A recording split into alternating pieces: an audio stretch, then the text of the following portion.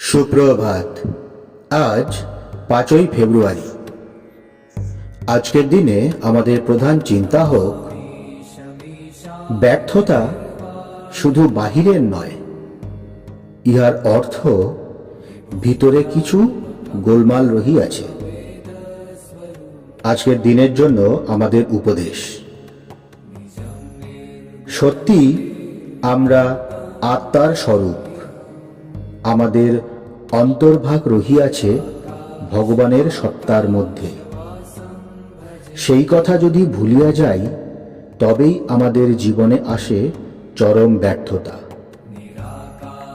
ভুলভ্রান্তি এমন কোনো পাপ নয়।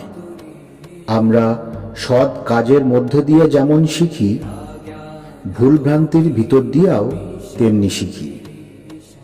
ভুল করা আমাদের দুর্ভাগ্য নয়, কিন্তু যখন সেই ভুলের কথা ভাবিয়া ভাবিয়া অনুশোচনা করি, সেটাই হয় আমাদের দুর্ভাগ্য।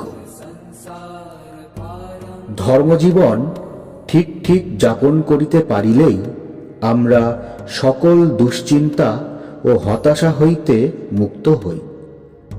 হৃদয় যদি মান যশের জন্য লালায়িত হয়, তবেই ব্যর্থতা ও পরাজয় আমাদের কাতর করে।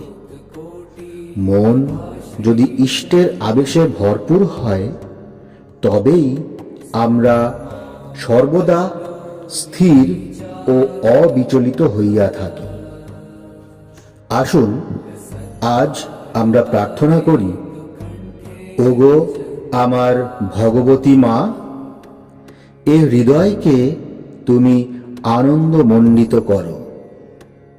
এ হৃদয় আশাপূর্ণ ও বলযুক্ত করো। আমি যেন সকল কষ্ট ও বিপদের মধ্য দিয়া অবিচলিত সাহসের সঙ্গে চলিয়া যাইতে পারি।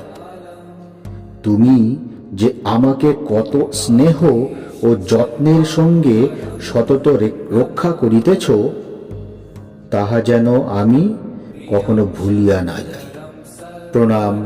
জয়তু শ্রীরামকৃষ্ণ।